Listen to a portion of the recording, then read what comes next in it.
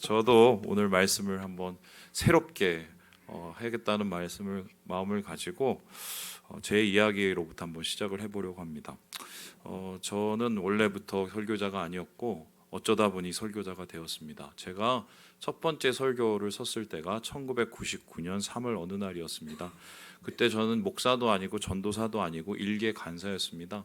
이 대학 캠퍼스 간사였는데 한 1년 정도, 정확하게 따지면 횟수로 한 6개월 받았을까요? 훈련 받고 이제 외대 왕산 캠퍼스에 가서 거기서 이제 설교를 처음 했습니다. 그 자리에 이제 모인 친구들이 제 생각엔 5명 같은데 어떤 분들이 6명이라고 하고 저도 기억이 잘 안 나는데요.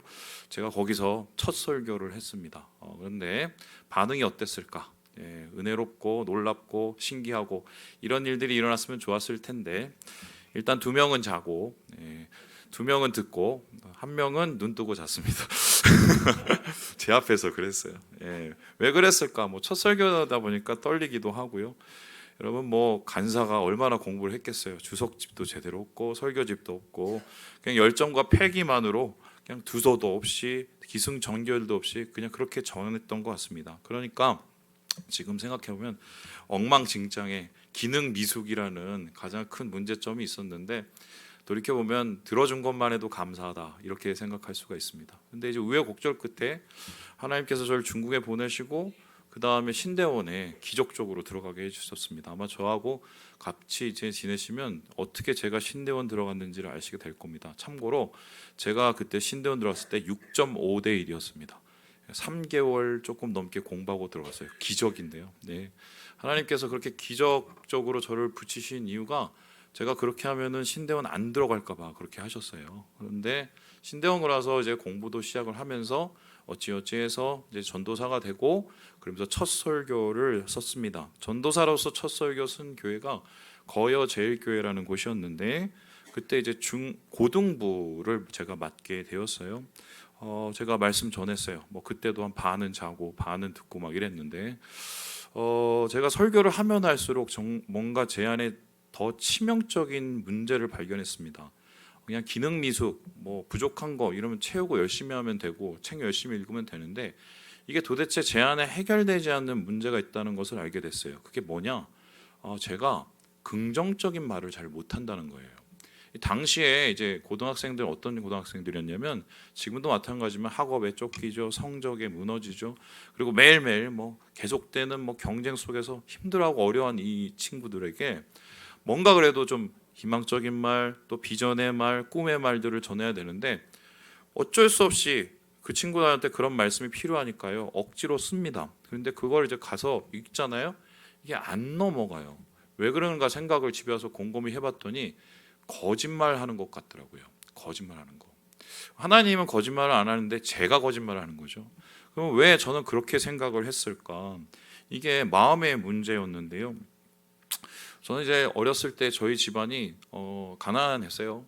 저희 아버지가 사업을 하시다가 아주 크게 한번 망하신 이후에 미국으로 돈 벌러 가셨고 이제 그러면서 우리 가정은 가난과 불안 이런 것으로 이제 싸워야 했습니다. 뿐만 아니라 그렇게라도 했으면 신앙적으로 성장했으면 될 것을 참고로 저희 집이 지금 6대째 기독교 가문이거든요. 그런데 교회에서 제가 쫓겨났습니다. 고등학교 2학년 때 부장 장로님께서 저를 부르시더니 그런 식으로 하려면 교회 나오지 말라고 하더라고요. 그럼 제가 어떤 식으로 했길래 그랬을까요? 예배 끝나고 거기 있는 친구들하고 좀 놀았어요. 그리고 제가 사실 주도적인 사람이 아니라 같이 놀았을 뿐인데 그 교회가 좀 특수했던 게 육군사관학교에 있는 교회였습니다. 그래서 이제 자녀들의 학업에 굉장히 민감한 사람들이었는데 저는 사실 친구 따라 거기 가게 됐는데 외부에서 온 녀석이 노는데 거기에 같이 있는 그게 굉장히 좀 못 믿어오셨나 봐요. 그래서 그런 식으로 할 거면 오지 말라고 제가 그래서 교회를 안 나갔습니다. 이제 그러고 나서 제가 21살에 예수님을 인격적으로 만났어요.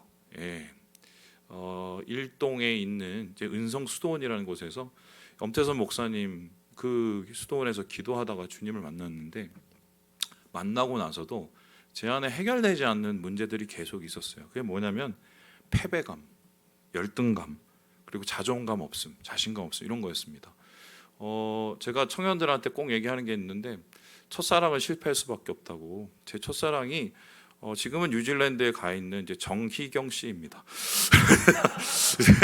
그분하고 어떤 일이 있었었냐면, 그분이 이제 알고 봤더니 어찌어찌해서 만났는데 다른 학교였는데요. 옛날 제가 어렸을 때 살던 집 앞에 집 사람이었어요. 앞에 집 딸. 그때 우리 집은 새 살고 못 살았거든요. 이제 그러고 나서 마음이 쫄리는 겁니다.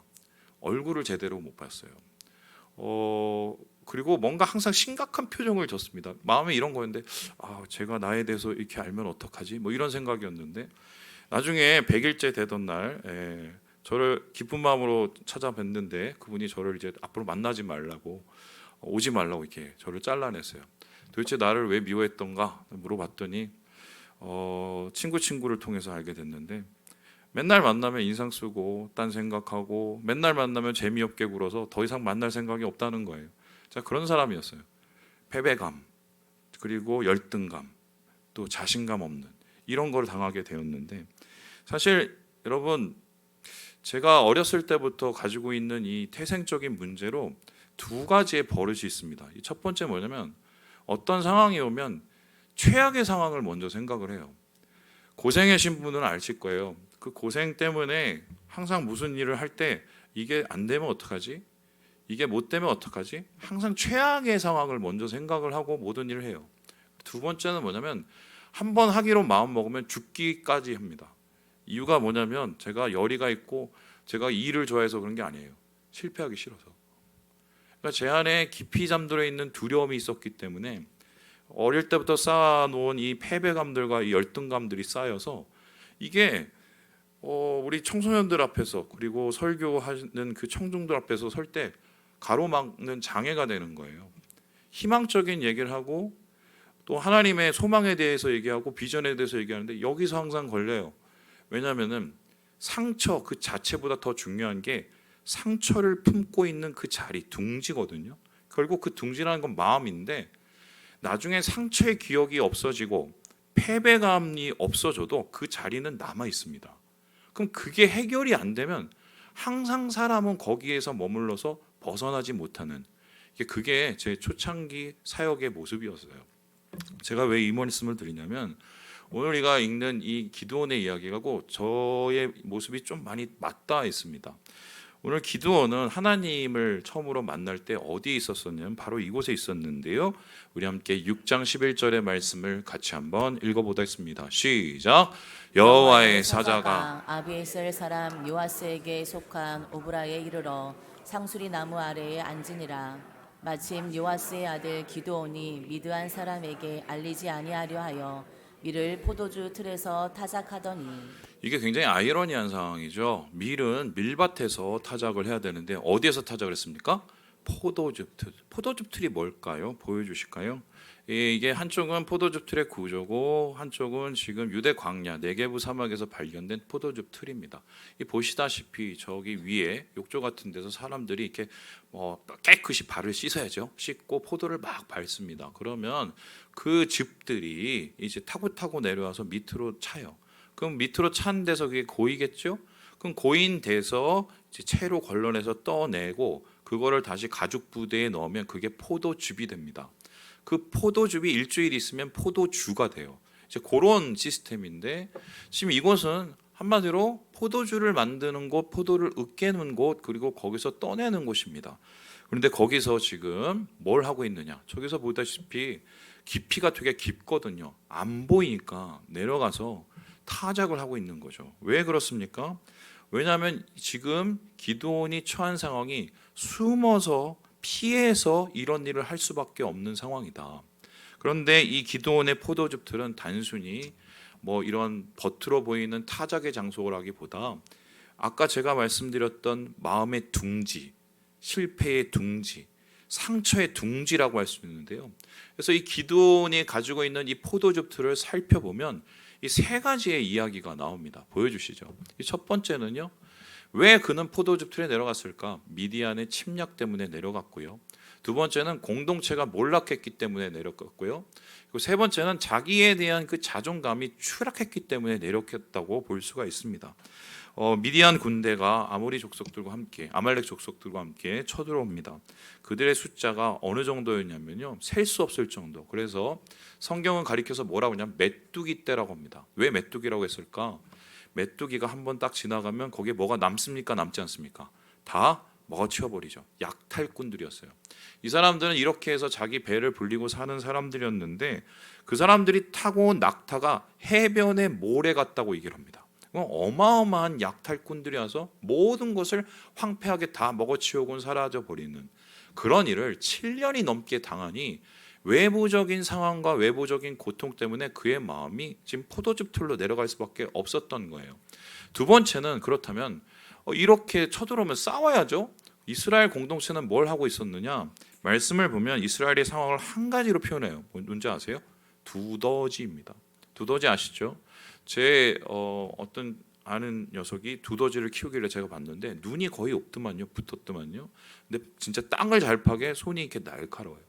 그래서 이스라엘이 제일 잘하는 일이 뭐냐? 땅 파는 일. 어디 가서 땅을 팠느냐?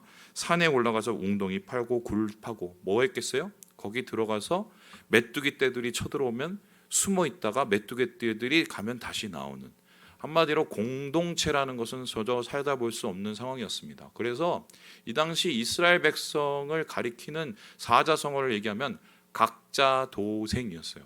완전히 다 파괴되고 자기밖에 생각할 수 없는 상황. 그러니 자기는 살아야 되니 포도즙 틀에 내려가게 된 것입니다. 문제는 이렇게 외부적인 어려움 그리고 내부적인 어려움에서 끝난 게 아니라 이 모든 어려움이 내면으로 치닫게 되죠. 내면으로 치닫게 돼서 어떻게 됩니까? 나는 안 돼. 나는 끝났어. 나는 글렀어. 뭐해도 이 모양이야. 자기의 마음속에 있는 자신감, 패배감, 열등감 이런 것이 뒤죽박죽 돼서 소위 말해서 더 이상 어떻게 할 수 없을 만큼 추락이 된 이런 상황에 이르게 된 것입니다.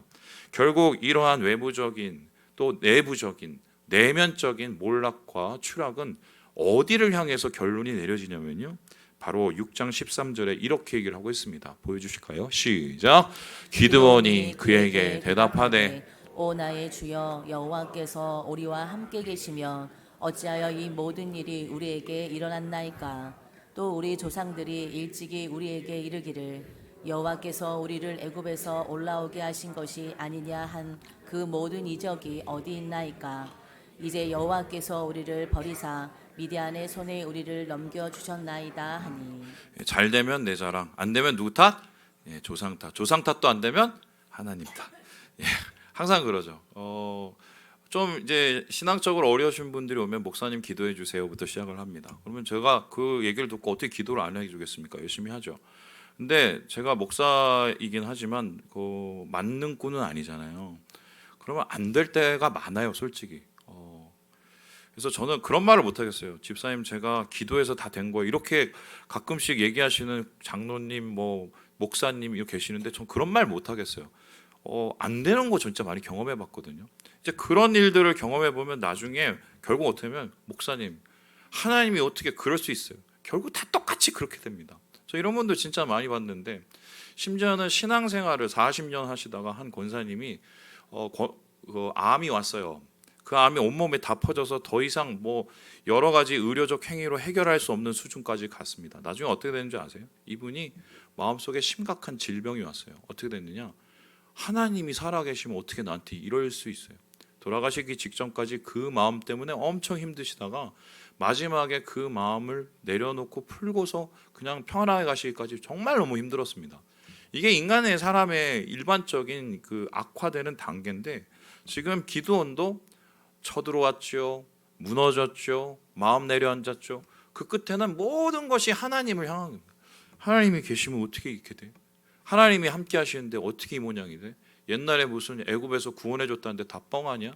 이런 식으로 믿음의 상처가 생기고 믿음이 마비가 되는 상황, 이것이 오늘 기드온이 겪고 있는 것이다. 한마디로 포도즙 틀에 내려앉아서 더 이상 올라올 수가 없는 기드온의 모습입니다. 이런 모습하고 비슷한 얘기가 있습니다. 바로 이건데요. 보여주시죠. 사람하고 개를 비교하는 건 죄송한 일이지만 이 이야기가 되게 맞닿아 있어요. 얘 이름이 뭐냐면 백상이입니다. 백상이. 동물농장 제가 가끔씩 좋아해서 보는데, 여기에 한 몇 년 전에 나왔던 애예요. 얘가 어떤 개느냐, 시골에서 그냥 열심히 뛰놀던 백구였는데 어느 날 이 백구가 자기를 뺑뺑 돌면서 이 뒤 허벅지를 뜯어서 허벅지가 패일 정도로 상처를 입는 겁니다. 이 도대체 왜 이럴까 해서 이제 거기에다가 이제 방송국에 얘기를 했는데 방송국에서 이제 사람들을 대동해서 전문가들 대동해서 이 백상이를 찾아왔어요. 근데 백상이를 찾아오고 나서 이런 결과를 보여주는데요. 영상 한번 틀어주시죠. 소리요.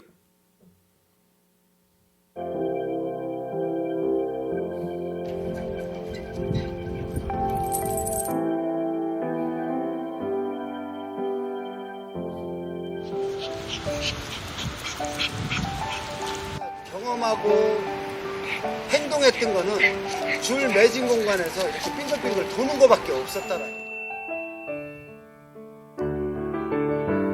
지금 백구한테 필요한 거는 우선 냄새 맡는 법을 내가 좀 알려줘야 될 것 같아요. 요즘에는 뭐 개를 떠받들고 다니고 개 구루마도 끌고 다니고 대단한 시간이 됐지만 지금 아직도 시골에서는 그냥 개는 개입니다. 한마디로 우리가 먹는 음식 남겨서 그에게 주는 건데 아마 그렇게 키웠던 것 같습니다. 그런데 얘가 제일 문제가 뭐냐면 이 목줄이 묶여져 있었고 그 목줄을 풀어준 적도 한 번도 없고 산책을 한 적도 한 번도 없어요. 미친 거죠.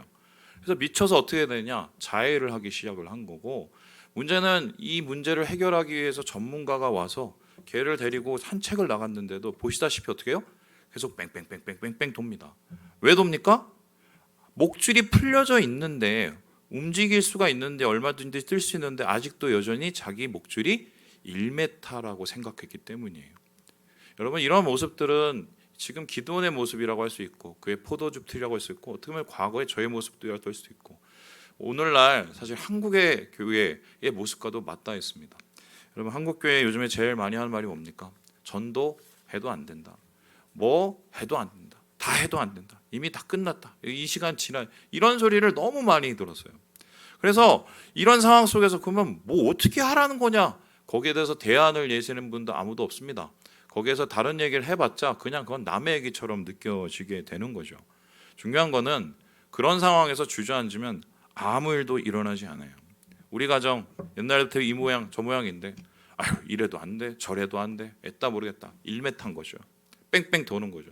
심지어는 하나님께서 그의 삶을 축복해 주셔서 뭔가를 꿈틀거리고 하려고 해도 뺑뺑 도는 거예요. 1m예요. 포도즙 틀이에요. 그리고 자신이 있는 그 상처의 자리를 벗어날 수 없는 모습, 그리고 믿음이 파괴되고 내려앉은 그 불신의 모습, 바로 이 모습이 지금 우리 한국교회 교인들이 앓고 있는 가장 큰 문제가 아닐까. 그런데 중요한 것은 여기에서 이 이야기가 끝나는 것이 아니라는 것입니다. 하나님께서는 소위 뭘 하시냐면 이 친구를 구원하기 원하세요. 여러분, 구원하기 뭡니까? 건져내는 겁니다. 건져낸다는 것은 뭐예요? 그 포도즙 틀에서 건져내는 겁니다. 자기가 툴툴 털고 포도즙 틀에서 나올 수는 있겠지만 마음의 포도즙 틀에서는 나올 수가 없는 거예요. 그때는 어떻게 해요? 누군가가 손을 뻗쳐서 손을 잡고 끄집어내야 됩니다. 그래야 거기에서부터 벗어나서 뭔가 새 일을 이루게 되는데, 하나님께서는 이 1m의 줄을 끊으시고 그가 가지고 있는 절망과 패배의 자리에서 벗어나게 하셔서 건져내셔서 새로운 일을 하기 원하셨어요. 그를 치유하기 원하셨는데, 그렇다면 하나님은 이 기도원을 어떻게 치유하기 원하셨을까? 그 방법은 오늘 말씀을 보니 세 가지로 정해지게 됩니다. 우리 같이 한번 읽어보겠습니다. 시작. 말씀. 하나님께서 이 사람을 치유하실 때 뭘로요?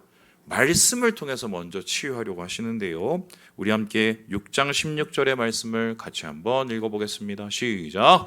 여호와께서 그에게 이르시되 내가 반드시 너와 함께 하리니 내가 미디안 사람 치기를 한 사람을 치듯 하리라 하시니라. 하나님께서 먼저 그를 세워주시고 위로해 주세요. 야 기도원아, 네가 지금 여기서 이러고 앉았지만 넌 강한 용사야. 갑돌 이거요. 아주 너는 엄청난 용사야.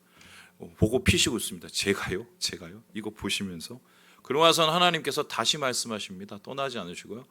왜 네가 갑돌이냐? 네가 왜 강한 용사냐? 내가 너와 함께하고 반드시 너와 함께하고 너를 떠나지 않겠다고 하나님께서 약속을 해주십니다. 여러분 결국 우리의 이 포도즙 틀에서 벗어나는 첫 번째 방법은 하나님의 말씀을 붙잡는 겁니다. 그 말씀 속에서 우리는 어떻게 일어설 수 있느냐? 여러분 수많은 66권의 말씀들이 있어요. 똑같은 말씀을 읽고 어떤 사람은 하나님을 만나지 못하지만 어떤 사람은 여기서 하나님을 만나고 변화되게 됩니다. 그 이유가 뭔지 아십니까? 이 말씀이 다른 사람의 말씀이 아니라 나를 향한 하나님의 말씀인 것을 깨닫게 될 때 이런 일들이 나타나게 된다는 것이죠. 그래서 하나님께서는 모두에게 말씀하시는 게 아니라 기드온 한 사람에게 말씀하셔요. 너는 강한 용사야. 너는 내가 함께 해줄 거야. 내가 너를 통해서 이스라엘을 구원할 거야. 승리하게 하실 거야. 청각적으로 그를 새롭게 하시고 그의 모든 부정적인 생각을 몰아내셔서 하나님께서 주시는 은혜로 다시 일어서도록 하나님께서 그 말씀을 주신다. 오늘 우리가 이렇게 함께 모여서 이 자리에 있는 이유, 여러분이 은혜 받으려면 어떻게 해야 됩니까? 제가 말씀을 열심히 준비해야 되기도 하고 퍼포먼스도 열심히 하고 기도도 열심히 해야겠지만 여러분 그거 별로 중요하지 않습니다. 여기 다른 사람 세워놔서 말씀 전에도 은혜 받을 수 있어요. 내가 어떻게 오늘 이 자리에서 주신 말씀 속에 하나님을 발견하느냐 이거거든요. 이 말씀을 붙잡으면 오늘 기드온처럼 뭔가 새로운 것을 일어설 수 있고 아니면은 또 어제와 똑같은 오늘을 살게 되죠. 하나님은 말씀을 통해서 그를 처음에 고치시기를 원하셨던 거예요. 그렇다면 두 번째로 하나님은 어떻게 기드온을 고치시기 원하셨을까? 우리 같이 한번 읽어보도록 하겠습니다. 시작. 증거. 말씀으로 그를 세우시기 시작하고 그 다음에 뭐냐면 증거를 주세요. 특별히 하나님께서는 두 가지 증거를 주셨는데요. 양털에 대한 증거, 이 증표와 두 번째는 보리떡의 증표를 줍니다. 증거라는 것은 도대체 무엇입니까? 하나님의 약속이 진짜라는 것을 믿게 하는 체험입니다. 체험. 여러분 믿음은 체험이라는 말씀이 이해가 되시나요? 아무리 우리가 믿음을 가져도 우리의 삶 속에서 우리가 그 믿음을 유지할 수 있는 것은 내가 믿었던 그 말씀, 그 말씀에 대한 체험, 그것이 우리의 믿음을 지속시키는 것이거든요. 하나님께서는 이 기드온에게 주셨던 말씀이 사실이라는 것을 사인을 통해서 주시는데 이 첫 번째는 기드온 자신이 요구했던 양털에 대한 증표였습니다. 우리 함께 37절의 말씀을 읽어보도록 하지요. 시작. 보소서 내가 양털 한 뭉치를 타작마당에 두리니 마늘 이슬이 양털에만 있고 주변 땅은 마르면 주께서 이미 말씀하신 같이 내 손으로 이스라엘을 구원하실 줄을 내가 알겠나이다 하였더니 양털 한 뭉치를 가지고 와서 얘기했어요. 이거 가지고 좀 이렇게 해주면 제가 한번 믿어볼게요. 이거 믿지가 않으니까 어떻게 하느냐. 여기 놓고 하나님 여기다가 여기만 다 물기를 주셔서 여기만 다 젖게 해주세요. 그 다음 가보니까 딱 물기가 젖었어요. 아 그래도 못 믿겠는 거예요. 그거 어떻게 합니까? 딴 데는 다 비가 내려도 여기만 안 젖게 해주세요. 더 대단한 일을 하죠. 그런데 하나님께서 그걸 다 해주셨어요. 하나님께서 대단하시죠. 그런데 사실 여기는 좀 비밀이 있어요. 이 양털 증표, 양털 사인에 대한 건요. 기드온의 독특한 사인이 아니었습니다. 그 당시에 주변에 있던 이방신들 믿는 사람들도 하던 똑같은 거였어요. 그러면 이 기드온이라는 사람은 이방신한테 요구한 것처럼 하나님 앞에 요구를 한 겁니다. 그 사람의 믿음의 수준이 고모냥 고꼴이었어요.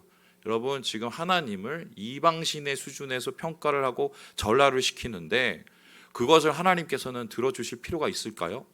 그럼에도 하나님께서는 들어주십니다. 왠가요? 불쌍히 여기시고 그를 어떻게든 다시 세울 수 있으면 무엇이든 하시겠다는 게 하나님의 뜻이었는데 그런 강력한 하나님의 뜻에 따라서 이 양털의 증거를 그는 갖게 되었어요. 그리고 나서 하나님께서는 그를 다시 구원의 자리에 이끌어 주시는데 그래도 못 믿겠는 거예요. 그래서 하나님께서는 두 번째로 이제 강제로 하나님께서 그에게 증거를 주시는데요. 그게 바로 보리떡의 이 꿈이었습니다. 우리 함께 13절의 말씀을 같이 한번 읽어보도록 하겠습니다. 시작. 기드온이 그곳에 이른즉 어떤 사람이 그의 친구에게 꿈을 말하여 이르기를 보라 내가 한 꿈을 꾸었는데 꿈의 보리떡 한 덩어리가 미디안 진영으로 굴려 들어와 한 장막에 이르러 그것을 쳐서 무너뜨려 위쪽으로 엎으니 그 장막이 쓰러지더라. 이게 뭐냐면은 내일 싸우러 나가야 되는데 도저히 자신이 없는 거예요. 도망가고 싶은 거예요. 여러분 그럴 때 아시죠? 그러니까 하나님이 그걸 너무 잘 아시고 기드온을 불렀습니다. 야, 너 중에 마음에 드는 그 가장 가까운 애 한 명 데리고 저기 미디안 진영에 내려가. 그리고 거기 가서 뭐하는 소리를 하는지 잘 들어봐. 이렇게 했습니다. 근데 마침 보초를 서던 이 미디안의 군인 몇 명이서 자기 꿈 얘기를 막 그냥 얘기를 한 겁니다. 사실 내가 어제 꿈 꿨는데 되게 이상해. 어떤 꿈이었는데 아니 글쎄 보리떡이 이렇게 쭉 내려오더니 우리 뭐 텐트 친 대로 그냥 불들들 오는 거야. 그러더니 갑자기 그 텐트가 무너지기 시작하는데 와르르르 하고 다 무너진 거야. 그러면서 이게 도대체 어떤 꿈인지를 물어봅니다. 그랬더니 그 옆에 있는 친구가 그 옆에 있는 미디안 군인이 더 웃긴데 해몽을 해줘요. 어떤 해몽이냐? 야, 그게 사실은 그 보리떡이 누구예요? 기드온과 그의 군대야. 그리고 그 기드온과 군대가 아마 내일 쳐들어오면 우리 쫄딱 망할걸. 여러분 이게 상식적인 반응이에요. 3도로 얘기해주면 이 사람들이 13만 5천 명이었고요. 기드온의 군대는 단 300명이었어요. 300명이 어떻게 13만 5천 명을 이깁니까? 이 말도 안 되는 얘기를 하나님께서 직접 가서 듣게 하신 거죠. 그런데 중요한 것은 이 사람들이 말한 그것, 그 보리떡이라는 게 그냥 하나님이 보여준 증거가 아니었어요. 여기에는 굉장히 중요한 상징적인 행위가 있었는데요. 보여주실까요? 이게 바로 보리떡입니다. 이 보리떡의 원래 이름은 첼룰입니다. 이 첼룰이 뭐냐면은 보리로 만든 한마디로 그냥 개떡이에요, 개떡. 우리나라 개떡은 쑥 넣어서 맛있기도 하고 거기다가 우리 교회 개떡 되게 맛있거든요. 예, 그 콩도 박잖아요. 이게 아니라 여기는 그냥 먹을 거 없으면 제일 최후에 나오는 이게 개떡입니다. 이 보리떡을 가지고 얘기하는데 신기한 거는 이 보리떡이 상징하는 게 있어요. 이거는 이스라엘 농부를 상징할 때 보리떡이란 표현을 씁니다. 그러면은 세상에서 제일 하찮은 떡, 이스라엘에서 제일 하찮은 사람, 농부 누굽니까? 바로 기드온 자신이에요. 하나님께서는 상징을 통해서 확증을 해줬어요. 야, 보리떡 꿈을 통해서 내가 말하는 게 뭐야? 보리떡이 승리하게 된다는 거예요. 그래서 여기에 대한 이야기를 김서택 목사님이 이렇게 얘기하고 있는데요. 우리 같이 한번 읽어보도록 하겠습니다. 시작. 보리떡은 기드온의 자의식 속에 깊이 자리 잡고 있는 자상이었다. 그는 늘 자기 자신을 별 볼 일 없는 보리떡 같은 사람이라고 생각했다. 하지만 꿈 이야기를 통해 기드온이 하나님이 보리떡 같은 나를 사용하신다는 것을 깨닫게 되었다. 그는 마음이 뜨거워졌다. 모든 의심과 두려움이 사라졌다.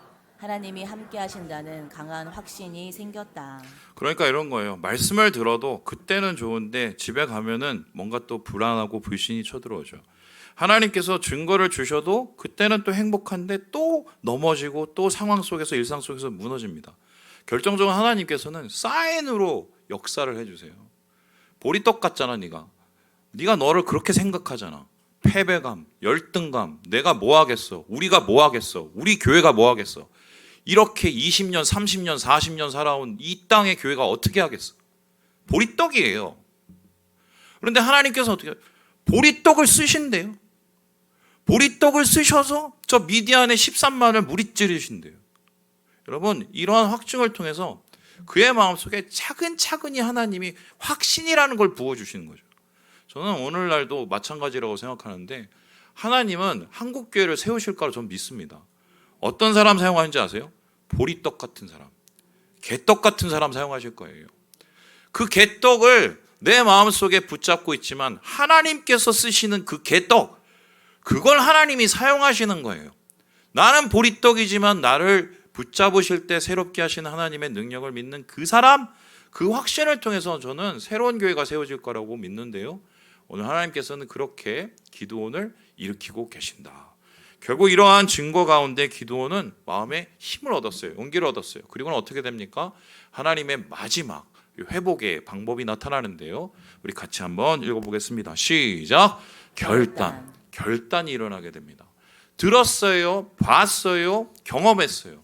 그리고는 실제로 자기가 하게 하나님께서 만드시는데요.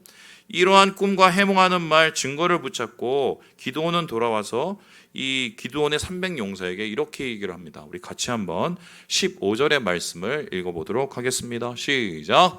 기드온이 그 꿈과 해몽하는 말을 듣고 경배하며 이스라엘 진영으로 돌아와 이르되 일어나라 여호와께서 미디안과 그 모든 진영을 너희 손에 넘겨주셨느니라 하고.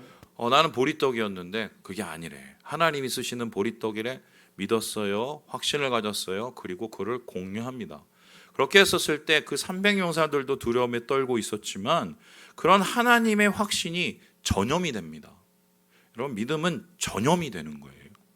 하나님 안에서 전파되고 전염되고 코로나보다 더 확장이 되어서 그들 가운데 하나님의 놀라운 승리의 패기가 넘쳐나게 되고요. 결국 그 끝에 어떤 일들이 일어납니까? 보여주시죠. 미디안 군대를 순식간에 물리쳐버리는, 여러분 300명이 13만 5천 명을 죽였습니다. 이게 그러면 50대 1이에요. 이게 말이 됩니까? 스스로 자멸을 했어요. 미디안 군대가. 이런 일이 일어나게 된다. 하나님께서는 꼭 우리에게 그냥 듣고 경험하고 해서 끝나게 하시기를 원하지 않으세요. 우리가 그거를 운동하기 원하십니다. 자원에서 운동해야 우리가 일어설 수 있기 때문인데, 이에 대한 신약의 적극적인 예가 하나 있습니다. 그게 누구냐면 바로 이것입니다. 보여주시죠. 이 칼 블로후라는 사람, 이게 덴마크 화가인데요. 이분이 그린 그림입니다. 여러분 잘 아시는 요한복음 5장에 나오는 베데스다 연못에 있는 그 기적 이야기입니다. 거기서 어떤 일이 있었습니까? 저기에 보이는 움직이지 못하는 중풍병자와 같은 사람이 거기에 앉아서 몇 년 동안 앉아 있습니까? 38년. 되게 중요하죠? 이 38년을 어떤 사람은 어떻게 해석을 하냐면 이스라엘 백성이 죄져서 광야를 헤맨 그 시간이다라고 생각을 합니다. 그런데 38년은요, 그리고 그 사람의 반평생이었어요. 평생을 그 자리에. 근데 더 웃긴 건 뭔지 아십니까? 아니 왜 여기 앉냐고, 왜 앉아있냐고 물어봤어요, 예수님이. 저는요 나으려고 있어요. 어떻게 낫는데? 저기 연못에 들어가면 나요. 그럼 지금 들어가라고. 안 돼. 왜? 천사가 거기에 손을 이렇게 탁 터치를 하고 가면 그때 파장이 딱 생기는데, 그때 제일 먼저 들어가는 사람이 낫게 된다는 거예요. 이게 사실은 좀 문제가 있는 게, 이게 천사가 손을 대는 게 아니라 기포가 올라오는 거거든요. 기포가. 그 온천이니까. 그때 맨 처음에 들어가는 사람이 낫게 된다. 그러면은 왜 38년 동안 여기 있었냐고. 제가 움직이지를 못해서 제일 먼저 갈 수가 없어요. 왜 앉아 있습니까? 사실 이분은 거기 있지만 나을 수가 없다고 이미 단정하고 있는 거죠. 그때 예수님께서 이를 향해서 말씀하신 게 있어요. 뭐라고 그럽니까? 네가 낫고자 하냐? 나으려고 여기 왔냐? 아니면 죽치고 앉아 있으려고 여기 왔냐? 패배감에 쩔어서 오늘도 그 포도즙 틀에서 밀타작하려고 여기 있냐? 아니면은 일어나서 싸우기 위해서 여기 왔냐? 하나님께서는 예수님께서는 그에게 결단을 요구했어요. 결단은 행동이 움직여야 돼요. 나타나야 돼요. 이러한 말씀 속에서 그는 어떤 일이 일어납니까? 우리 함께 요한복음 말씀을 같이 한번 읽어보겠습니다. 시작. 병자가 대답하되 주여 물이 움직일 때에 나를 못에 넣어주는 사람이 없어 내가 가는 동안에 다른 사람이 먼저 내려가나이다. 예수께서 이르시되 일어나 내 자리를 들고 걸어가라 하시니. 뭐라고 해요? 일어나서 네 자리, 너의 그 패배의 그 자리, 너를 붙잡고 있는 그 자리 1m, 그거 들고 일어나는 거예요. 거기서부터 걸어가고 새로운 하나님의 역사의 주인이 되라고 하나님이 그에게 결단을 요구하신다. 믿음은 결단이에요. 왜 한국교회가 이 모양이 된 줄 아십니까? 예전에는 그랬습니다. 제자훈련 전에는 그냥 기도 열심히 하고 성령 받으면 다 된다고 그랬어요. 안 되더라고요. 그 다음에 어떻게 해요? 제자훈련 해야 된다고 했습니다. 그래서 전국에 있는 모든 교회가 다 제자훈련 했습니다. 저도 뭐 이런저런 제자훈련 다 했어요. 맨 처음에는 뭐 칼이라고 그래서 사랑의 교회 제자훈련 했는데 또 그걸로 안 된대요. 그러더니 두 날개를 하래요. 그래서 두 날개 또 열심히 했습니다. 또 그것도 안 된대요. 뭘 갖다 계속 만들어 해요. 그런데 이 꼴이에요. 여러분, 저는 거기서 되게 중요한 결핍을 하나 봤습니다. 그게 뭔지 아세요? 죄송해요. 대가리는 커지는데 움직이질 않아요. 결단이 없으면, 운동하지 않으면 아무것도 일어나지 않습니다. 목사들의 이야기가, 목사들의 설교가 능력이 없는 이유가 뭘까요? 말뿐이라 그래요. 말뿐이라. 소금은 왜 버려집니까? 맛을 잃었기 때문에 아닌가요? 믿음은 결단을 통해 내가 있는 자리에서 일어나려고 안 돼도 일어나려고 움직일 때 뭔가 하나님의 역사가 일어난다. 이게 하나님께서 기드온을 일으키시고 회복하시는 방법입니다. 사실 제가 수요 특별 저녁 기도회 준비하면서 제일 먼저 떠오르는 말씀이 이 말씀이었습니다. 그래서 이 말씀은 제가 분명히 꼭 전해야 된다고 생각을 했어요. 왜냐하면 이건 저하고 또 굉장히 깊은 관련이 있는 부끄러운 역사이기 때문이에요. 그렇게 해서 제가 신대원을 갔어요. 하나님의 은혜로 갔으면 잘해야 되잖아요. 그런데 못했습니다. 공부를 못한 게 아니라 인간이 못돼졌어요. 왜 못돼졌느냐? 신대원을 왔더니 제가 생각한 곳이 아니었어요. 그래서 이런 전설이 있습니다. 1학년 때는 불로 왔다가 2학년 때는 식어 갔다가 나중에는 연탄 재로 가는, 이게 신대원이라고. 왜 그런 줄 아세요? 학문의 문제, 물론 학문적으로 골치 아픈 것도 있어요. 그게 아니에요. 결국 사람 때문이에요. 저희 신대원에 있었을 때 저희 전전 기수까지는 어떤 일이 있었냐면 교수님들이 싸워서 수업을 못했습니다. 소위 말해서 호남파, 영남파 싸워서 서로 쳐내고 죽이고 싸우고 이 일이 계속 벌어졌는데, 그럼 이 뒤에 배우는 누가 있었느냐? 총회가 있었어요. 총회에 호남파, 영남파. 근데 웃긴 게 뭔지 아십니까? 학생들을 동원을 했어요. 줄을 세웠습니다. 학생들도 서로 싸웠어요. 그래서 이 총신에 갔었을 때 제가 놀란 게 크게 한 4파가 있었어요. 첫 번째는 뭐냐면 줄 서는 파, 정치하는 애들. 두 번째는 성공을 위해서 큰 교회 가서 내가 성공하려고 하는 성공의 줄을 붙잡는 친구들. 그리고 세 번째는 뭐냐면 나는 축구를 위해서 살란다. 총신에 가서 열심히 하는 운동파가 있었습니다. 운동파. 그래서 맨날 축구하고, 그리고 마지막 파는 뭐냐면 기도원파. 맨날 산에 올라가서 기도하고 내려오는 파가 있어요. 저는 넷 중에 뭐였을까요? 아무것도 아니었습니다. 저는 그냥 멀리서 바라보는 파였어요. 예. 여기도 저기도 낄 수 없는 그 나. 왜 그런지 아십니까? 미치겠는 거예요. 내가 이러려고 여기 들어왔어? 이거 싸우는 거 보려고? 나 오기 싫은데 하나님이 오라고 그래서 사역 때문에 여기 들어왔는데 내가 이 꼴을 봐야 돼? 그리고 나서 제가 마음이 병들기 시작했는데 어떻게 되는지 아십니까? 일단 교수님들의 얘기를 믿지를 못하겠는 거예요. 그리고는 저희는 채플이 매일 있었습니다. 채플 새벽에 채플을 하면 교수님들이 돌아가서 설교를 했어요. 설교를 하는데 오늘 저 교수 이 사람 무슨 문제 있고 어느 파고 뭐고 이렇게 리스팅이 다 돼갖고 머릿속에 들어오면 가서 출석 체크하고 들어오고 잤습니다. 앉아서. 그렇게 제가 1년을 보냈어요. 1년을. 그런데 어느 날 김서택 목사님이란 분이 교회에 오셨어요. 우리 총신교회. 개강수련회를 하신대요. 그날도 저는 그렇게 생각했어요. 누가 데려왔겠거니, 어느 파에 속했거니, 또 싸우겠거니, 이렇게 생각을 했습니다. 그리고는 개강수련회를 참여를 안 하면 잘리니까요. 참여를 했어요. 카드를 걷어요. 그리고는 쿨쿨 자기 시작을 했습니다. 뭐 이거 들어봤자 뭐해. 저거 또 마음이 병들고 시니컬해지는 거죠. 비판적이 되고 비난해지고. 우리가 뭘 하겠어. 근데 자다가 갑자기 뭔가 이상한 기류를 느꼈어요. 그 목사님이 설교를 하시는데 이 보리떡 얘기를 하시는 거예요. 이 총신대에는 보리떡들이 너무 많다고. 그게 무슨 소리냐면 시니컬하고 비난하고 비판하고 다른 사람의 뒷담화하고 자기도 똑같아지고 강팍하고 안 되는 것만 생각하고 이런 보리떡 개떡들이 너무 많다는 거예요. 저는 이 말을 할 때도 자고 있었어요. 그런데 그 말을 4번을 했어요. 4번을. 어디를 쳐다보면서 했겠습니까? 쿨쿨 자고 있는 저를 쳐다보면서 보리떡 같은 개떡 같은 뭐 이러면서 막 얘기를 하는데 제가 갑자기 그 말에 벌떡 깼습니다. 예, 보리떡이 저를 깨웠어요. 그러더니 뭔가 모를 막 두려움이 막 저를 엄습을 하는데 이게 뭐지? 그러면서 그때부터는 제가 보리떡 개떡 이외에 아무것도 듣질 않았어요. 그리고는 목사님께서 말씀 끝에 이제 기도회를 하는데 또 보리떡에서 하나님 보리떡 같은 인간들을 변화시켜달라고, 저 강팍한 신대원생들을 변화시켜달라고 막 이러는데 제가 눈물이 막 수돗물 꼭지 틀어놓듯이 줄줄 흐르는데요. 총신대 신대원 들어가서 처음으로 울었고요.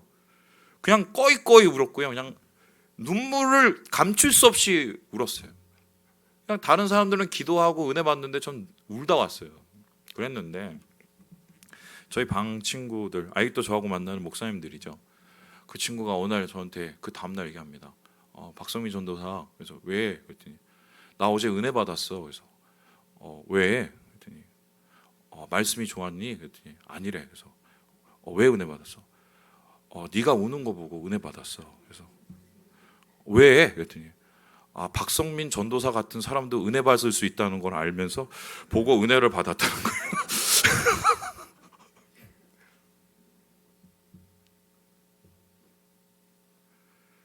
그리고 나서 제 마음속에 뭔가 소망이라는 게 생기더라고요. 소망은 사람 보고 생기는 게 아니에요. 사람 보고 소망을 얻는 수 있는 분은 다 손들어 보세요. 여러분 같이 사는 왼수들과 함께 사서 아시잖아요.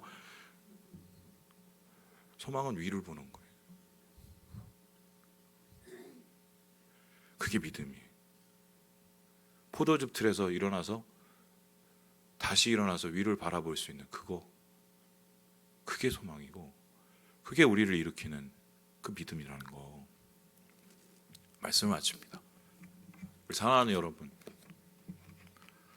저는 보리떡이에요. 아직도 개떡이고요. 실수도 자주 하고 넘어지고. 근데 저는 믿습니다. 제가 목회 20년 하는 동안 배운 게 한 가지가 있는데요. 보리떡이 문제가 아니라 하나님을 붙잡는 게 문제다. 보리떡 같은 교회가 문제가 아니라 하나님을 함께 붙잡는 게 문제다. 오늘 기도원을 일으키신 하나님이 우리도 동일하게 일으키실 줄 믿습니다. 하나님 집요하세요. 언제까지 우리에게 설득을 하시냐? 일어설 때까지.